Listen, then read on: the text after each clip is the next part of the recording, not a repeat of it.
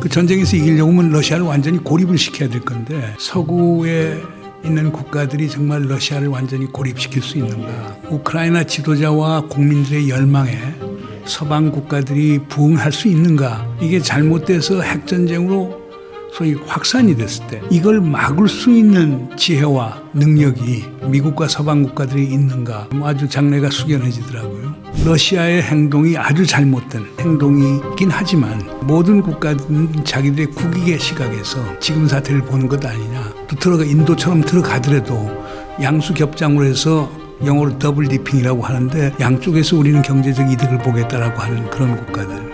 전쟁을 빨리 조기 종료시키고 러시아하고 일종의 큰 그랜드 바게닝 대협상을 하자라고 하는 그런 세력들이 거기에서 정보를 공유할 가능성도 분명히 있겠죠. 뭐 전쟁이 볼 때는 승자 없는 전쟁이 될 거예요.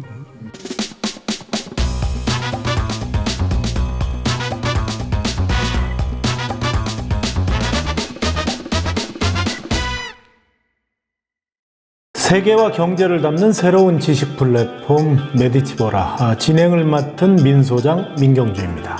함께 진행을 맡고 있는 매대표 김현종입니다. 오늘 메디치보라의 귀, 메디치보라의 은인이 스튜디오에 나와 주셨습니다. 세종연구소 이사장이자 연세대 명예교수 문정인 선생님 나오셨습니다. 반갑습니다. 어디 해외에 다녀오셨다는 얘기 들었습니다. 제주살이도 하시고요. 6월 8일부터 10일까지는 비엔나에서 오픈 뉴클리어 네트워크스라고 해서 북한 핵 문제 다루는 회의가 있었고요. 끝나서는 프라하에서 전현직 외무부 장관들 포함해서 오는데 그 회의에서 이틀 동안 참석을 했고요. 메디치 보라가 아시다시피 시작한 지 지금 한 100일? 3개월 조금 지났는데 100만 클릭이 넘는 게 문재인 정부의 외교정책에 대해서 우리 민 소장이 선생님한테 어떻게 보시냐 했더니 쫙 나온 게 시청자들의 이 마음의 관역에 맞아가지고 그렇게 나왔고, 두 번째 거는 젤렌스키 대통령의 자격, 그리고 이제 대한민국 대통령의 자격. 궁금한 분은 꼭 한번 다시 한번 보세요. 그래서 이제 우리가 은인이라는 말이 맞는 거죠. 네. 그동안 저희가 그 선생님을 다시 모시고 싶어서 참 애를 많이 썼습니다. 그래서 앞으로 좀 정기적으로 선생님의 출연을 바라는 마음으로 월간 문정인 이런 콘텐츠 시리즈로 우리가 좀 가려고 하잖아요. 어떻습니까? 월간 문정인 타이틀. 뭐 가보지 않은 길이니까 잘 모르긴 하겠지만 이건 한 달에 한 번 정도 국제 정사에 대해서 뭐 총괄적인 어떤 평가와 전망을 하는 건 뭐 의의는 있을 것 같습니다.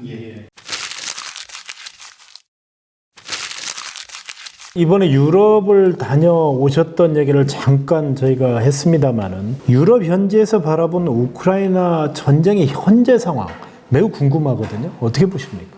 제가 그 프라하에서 열렸던 EU 인태 지역 국가들 간의 고위급 대화에서 가장 인상적인 거는 40세인 또 리투아니아의 외무부 장관이 와서 연설을 하는데 상당히 흥미있는 얘기를 하더라고요.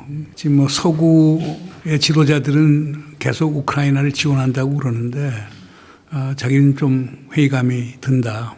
그래서 일종의 냉소주의를 이렇게 보인 건데요. 그분 걱정도 이해가 되긴 해요. 그러니까 지금 그 전쟁에서 이기려고 하면 러시아를 완전히 고립을 시켜야 될 건데 서구에 있는 국가들이 정말 러시아를 완전히 고립시킬 수 있는가. 그리고 전 세계 국가가 고립시킬 수 있는가. 이 문제 한 점을 이제 제기를 했고, 두 번째는 지금 우크라이나가 원하는 것은 영토를 소위 탈환 또는 반환을 받고 거기에서 전쟁을 종식시켜서 평화협정을 가고 싶어 하는 건데, 그런 그 우크라이나 지도자와 국민들의 열망에 서방 국가들이 부응할 수 있는가. 그게 좀 회의적인 거라고 하는 얘기를 하고요.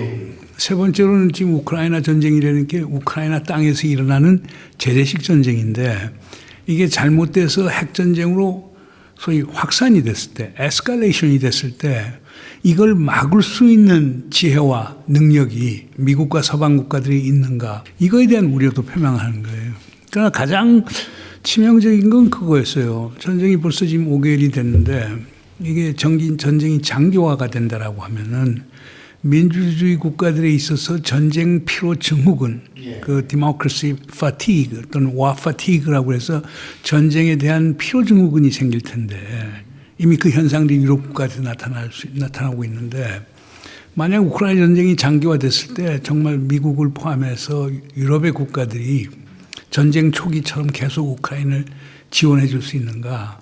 그러니까 이거에 대한 질문을 하는 거예요. 그런데 리투아니아는 발틱 3국 중에 하나로서 우크라이나를 아주 적극적으로 지지를 해줬고 중국에 대해서 각을 세우고 러시아에 대해서 가장 적대적인 입장을 취하는 국가인데 뭐 적은 국가예요. 인구가 뭐 300만 정도밖에 안 되는 국가인데 그럼에도 불구하고 러시아나 중국 같은 강대국에 대해서 할 말은 하고 나오는 국가였단 말이에요. 그 국가의 이제 외무부 장관 입장에서 볼 때는 서구가 우크라이나에 대한 지원이 자기가 볼 때는 미온적이고 미래에 대한 불확실성이 더 높다.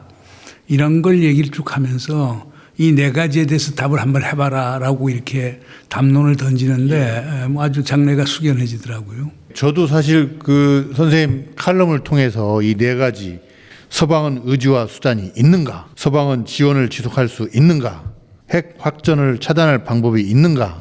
전쟁 피로 증후군을 막을 방법이 있는가? 한데 뭐 저같이 그냥 보는 사람도 아 이거 네 가지 질문에 대해서 다 그렇지 않은 것 같다라고 할 때 이 전쟁의 미래가 좀 암담하게 느껴졌습니다. 뭐 전쟁이 제가 볼 때는 승자 없는 전쟁이 될 거예요.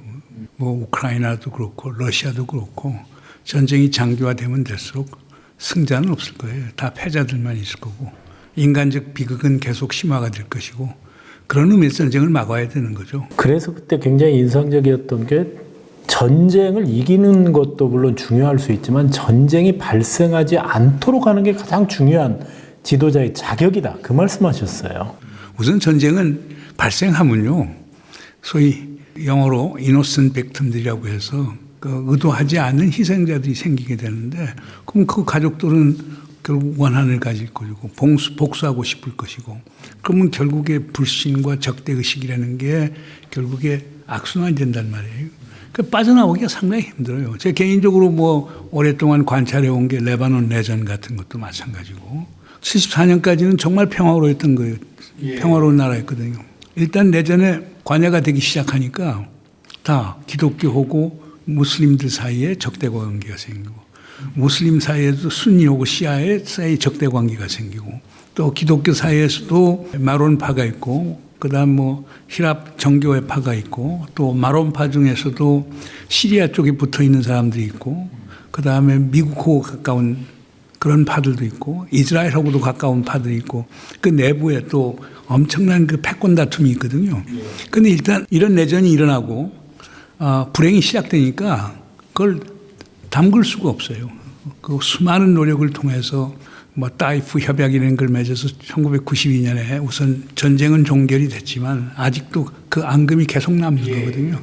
우리 남북한 관계도 마찬가지 아닙니까? 그러니까 일단 한국전 일어났고 6.25에서 얼마나 많은 사람들이 희생이 됐습니까? 아직도 그때 희생된 사람들은 분함을 이기지 못하죠. 그래서 전쟁은 막는 것이 최선의 길이라고 저는 보는 거죠.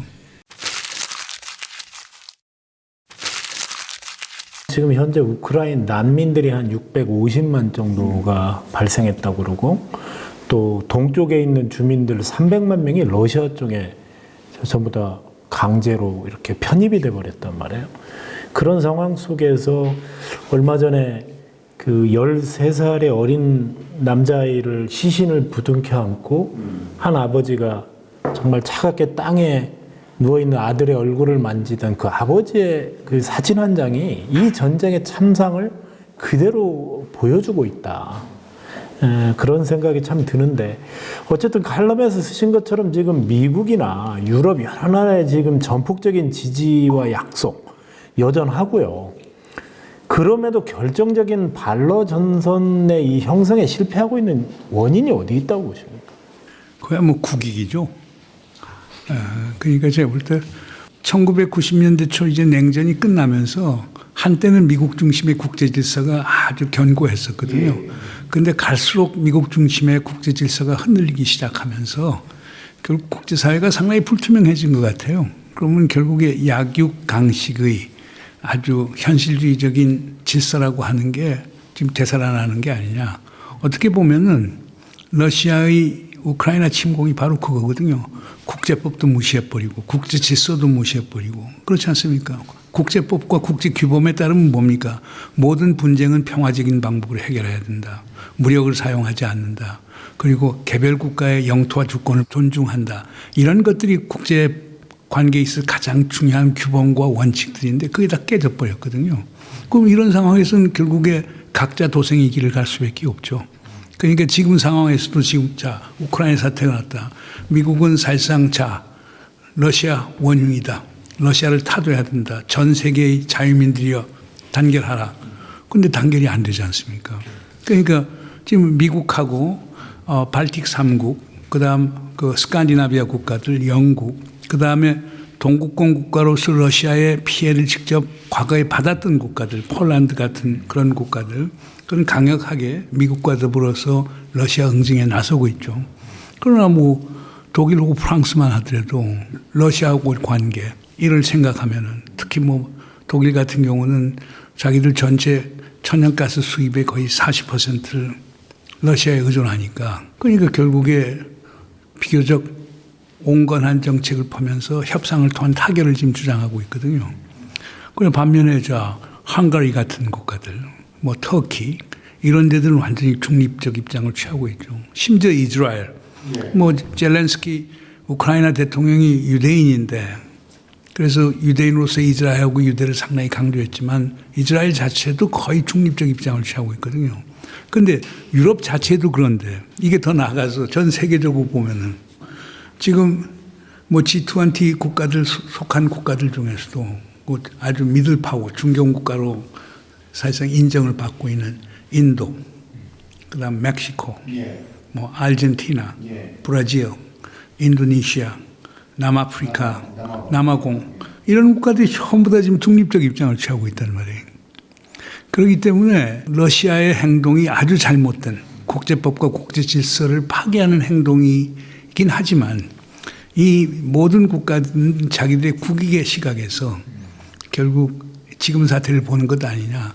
그러면 각자 도생의 국제 질서가 새롭게 탄생하는 것 아니냐 하는 그런 우려가 있죠. 50년대, 60년대 냉전 때에도 이른바 비동맹, 뭐 제3세계권 이런 게 있어가지고 미국과 소련의 범주에서 좀 벗어난 듯 하면서 뭐 좀 자기 나라의 그 경제적 이익도 추구를 했잖아요. 지금은 오히려 그때보다 그 가운데 끼어 있는 나라 내지는 원래 미국 편에서 가운데로 온 나라들 이 나라들과 러시아의 경제 교류가 훨씬 더 활발한 것 같습니다. 왜냐하면 이들 국가 대부분이 뭡니까? 비산유국 아니에요.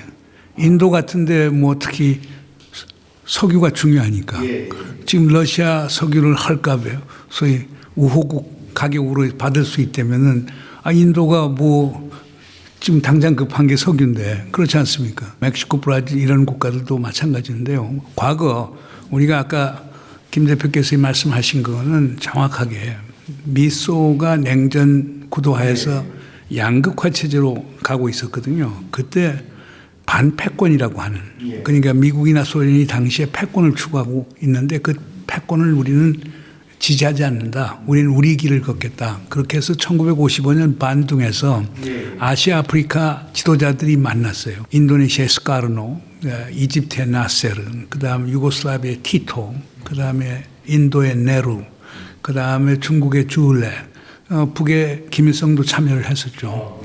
이런 국가들이 결국에 들고 나온 게 우리는 비동맹 중립으로 가야 됐다. 우리는 반패권으로 가겠다.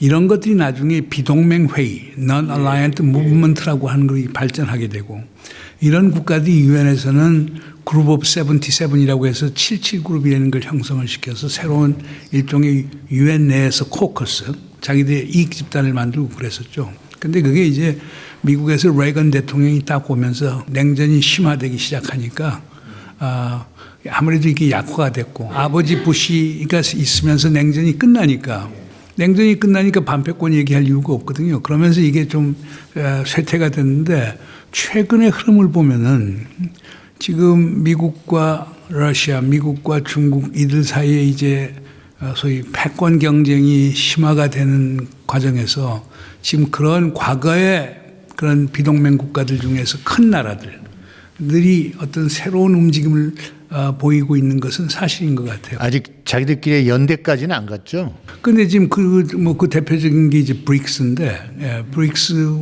회의를 얼마 전에 했죠. 근데 중국하고 러시아는 브릭스에 들어가 있고 미국은 안 들어가 있죠. 근데 브릭스의 멤버들이라고 하는 게 사실상 핵심 국가들이 될 수가 있는 거거든요. 그러니까 그런 식으로 어떤 지형 변화도 있을 것 아니냐.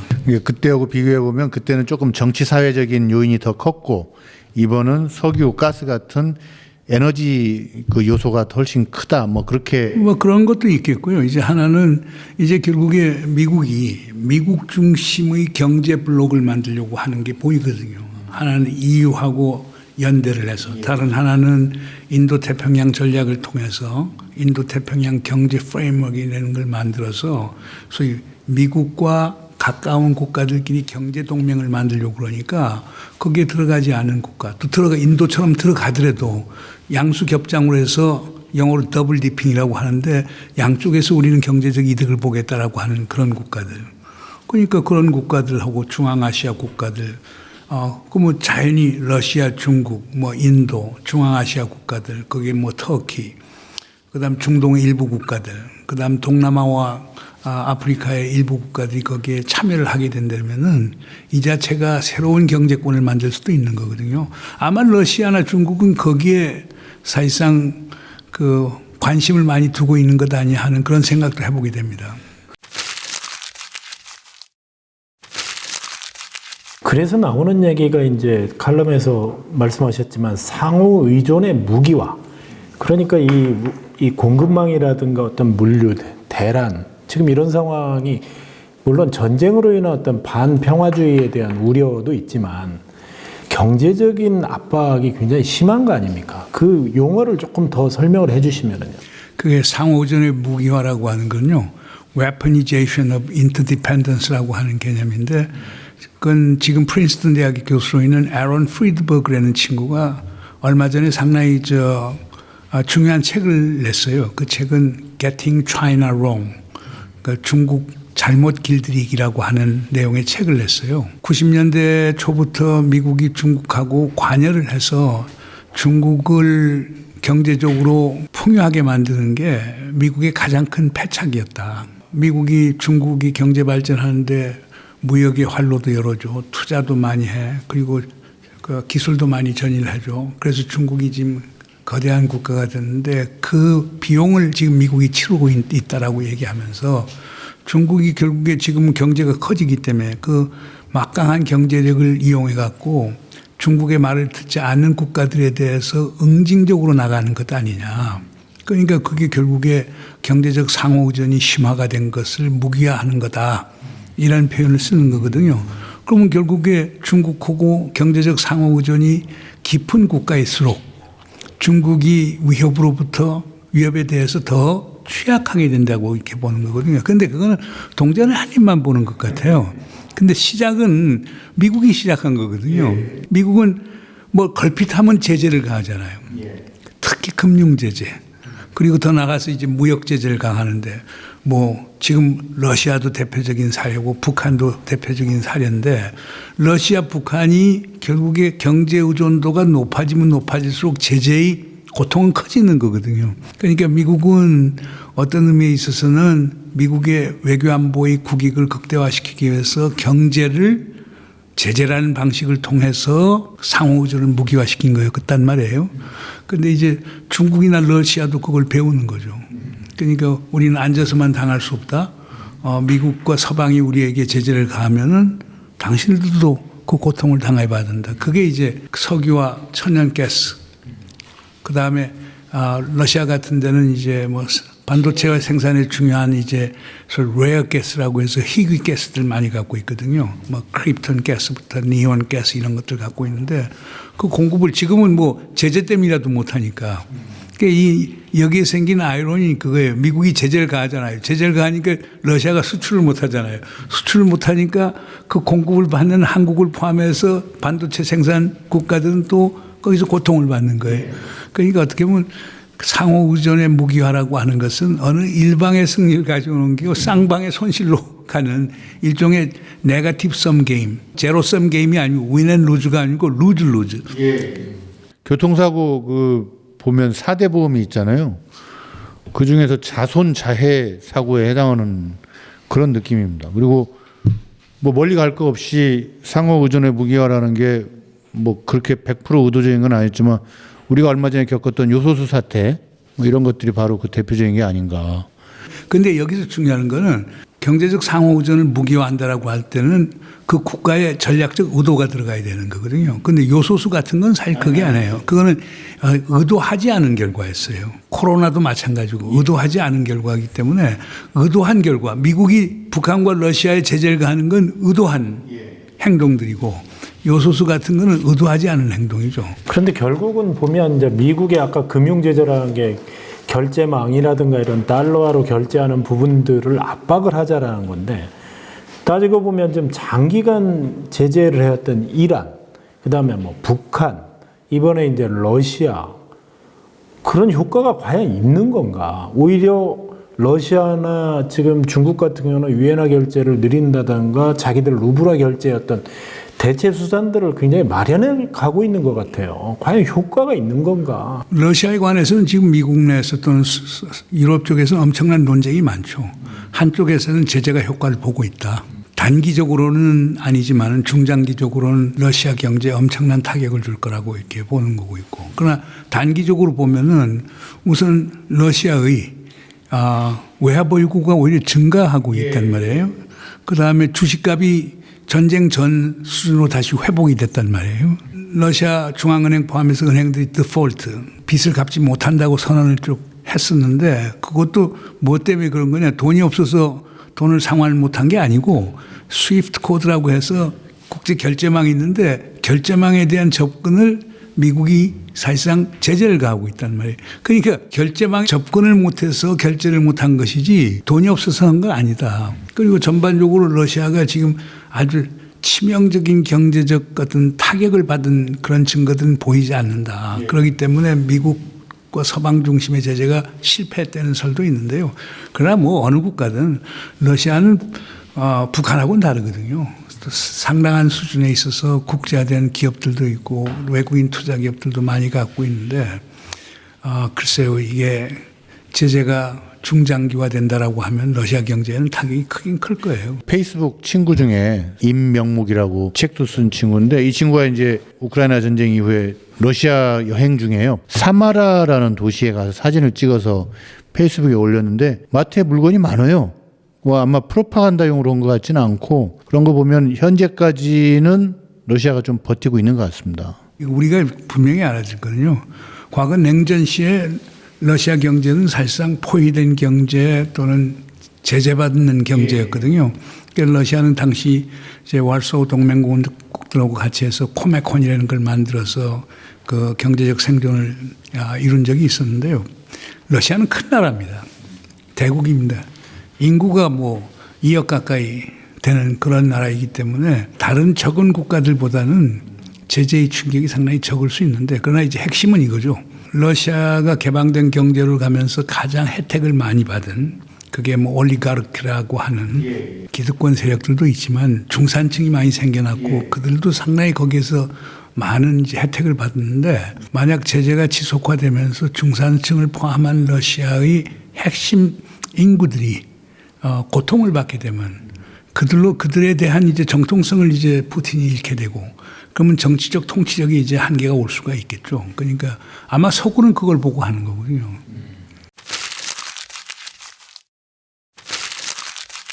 지난 4월 녹화 때 몇 가지 그 전쟁 전개 시나리오를 예측을 해주셨어요. 현 상황은 미국과 나토의 개입과 확전 없는 지금 장기전이란 말이에요. 앞으로 이렇게 장기전으로 계속 갈 것인가 그 부분을 좀 깊게 말씀해 주시면 좋겠어요. 글쎄 뭐 일부에서는 뭐 9월 정도 돼서 가을이 되면은 뭐 휴전의 가능성도 있다. 근데 그거는 또 오히려 젤렌스키 대통령 같은 경우가 9월 정도에서 가을이 되면 우리가 승기를 잡을 것이다. 그러니까 돈바스 탈환의 가능성이 더 있다라고 하는 이런 얘기를 하기 때문에 그걸 참 가늠하기가 상당히 힘든데 우리가 러시아가 과거에 해외에서 이런 식으로 침공한 사례를 한번 보죠. 1978년에 아프간 갔다가 1989년에 이제 철수를 하는데 그건 완전히 패배를 해서 철수한 케이스가 있거든요. 그것도 10년을 걸렸다는 거예요. 두 번째 게 체첸 케이스예요. 체첸 케이스가 1994년부터 1999년까지 1차 체첸 독립운동이 벌어졌거든요. 체첸 쪽 사람들이 우리도 이제 러시아로부터 우리는 분리해서 하나의 독립된 국가를 갖겠다라고 얘기하고 엄청난 싸움을 했죠. 그러다가 이제 1999년부터 2009년까지 2차 체첸 전쟁이 벌어졌어요. 그게 푸틴이 아주 무자비하게 이제 탄압을 했고, 그래서 체첸 같은 데서 보면 완전히 러시아의 한 주에 해당되고 완전히 뭐 친모스크바 세력을 내세워 괴뢰 정권을 세워놨죠. 그래서 무자비한 통치를 하죠. 경제적으로는 많이 이제 회복이 됐지만 체첸 모델이 있을 수도 있죠. 그러니까 이제 돈바스 지역 잡아갖고 장기간 이제 계속하면서 러시아의 사실상 이제 합병이 되는 거죠. 그러면서 우크라이나하고 대치 상황에서 계속 가면서 하는 상황도 있죠. 그 다음에 이제 이 상황에서 조금 그래도 서구의 압박이 있고 또 푸틴 자신이 내부적인 압박을 느끼게 되면은 휴전을 할 수도 있겠죠. 그러면 지금 있는 돈바스 지역에 대한 러시아의 점령 상태는 유지하는 가운데서 우크라이나하고 이제 하자라고 그럴 텐데 우크라이나는 안 하려고 그러겠죠. 대통령 선거가 있단 말이에요. 뭐 젤렌스키 입장에서는 사실상 그 영토를 양보하는 가운데서 내년에 대선 나온다. 제가 볼 때는 뭐 패배할 게 분명할 거거든요. 그러니까 젤렌스키 대통령 입장에서는 절대 영토는 회복해야 되겠다. 주권과 영토 회복 기본이다라고 이렇게 들고 나갈 경우에 그러면 이게 안 될 가능성도 있긴 있죠. 그러나 이제 하나 분명한 거는 서구의 압박들이 상당히 나오고 그러다 보면은 그게 우리 한국형이 되겠죠. 한반도형이. 그러니까 돈바스를 러시아가 갖고 있는 상태에서 러시아하고 휴전협정을 맺어서 그래서 전쟁을 끝내고 우선 전쟁을 잠정적으로 끝내고 우크라이나와 러시아의 대치 국면은 장기화되겠죠. 뭐 이런 것도 이제 가능하겠고 가장 좋은 방법은 젤렌스키하고 푸틴이 만나서 소위 협상을 해서 단판을 지어갖고 하는 게 제일 좋은 거고 최악의 경우는 이게 핵전쟁 같은 걸로 확산되는 가능성이죠. 그거는 그 위험을 알기 때문에 유럽 국가들하고 미국 자체도 상당히 조심을 할 거고 그래서 사실상 또 군사적 개입을 하지 않고 그러니까 미국 같은 데서 우크라이나에 지금 무기 제공해 주는 것도 마찬가지예요. 지금 우크라이나에서는 에이트킴스 같이 사거리가 300km 이상 가는 소위 다연장포 같은 걸 달라고 그러는데 300km 넘어가기 시작하면 사실상 러시아 영토를 칠 수가 있단 말이에요. 그럼 미국이 개입될 가능성도 있기 때문에 계속 뭐 하이마르 같은 다연장포 소위 로켓 포들이긴 하지만은 사거리가 이제 짧은 걸 이제 주고 있는 건데 만약 여기에서 실수를 하게 되면서 만약 이게 확전이 된다면 그러면 이제 러시아 입장에서는 우리는 전술핵 쓸 용의가 있다라고 그러는데 그 상황이 되면 미국하고 핵을 가진 영국과 프랑스가 가만히 있을 수는 없을 것이고 그러니까 요런 이게 제가 볼 때는 최악의 상황이라고 봐요. 그래서 그러나 지금은 가늠하기는 어려울 것 같고요. 그래서 금년까지는 지금 상황이 계속되면서 돈바스를 중심으로 해서 공방전이 일어나갖고 그다음 때에 따라서 러시아가 우크라이나의 주요 거점 특히 이제 서구에서 지원해주는 무기가 오는 루트를 따라서 계속 칠 거예요. 그 저장하고 있는 무기고 같은 데 치려고 그럴 거고. 그러니까 그거에 따른 민간 부분의 희생자들이 그 부수적 피해가 생길 수밖에 없는데 그건 계속되지만 지금 상황이 계속 유지되는 상황이 되고 우크라이나 대통령 선거에서 만약 젤렌스키가 당선이 되거나 다른 대통령이 당선돼서 야 이대로는 안 되겠다라고 하는 그런 결단을 내리게 되면은 뭔가 가능할 것 아니냐. 오늘 방금 선생님 말씀에서 제가 새롭게 좀 착안한 점은 전쟁 당사자인 두 나라의 국내 정치가 상당히 좀 영향을 미칠 것 같다.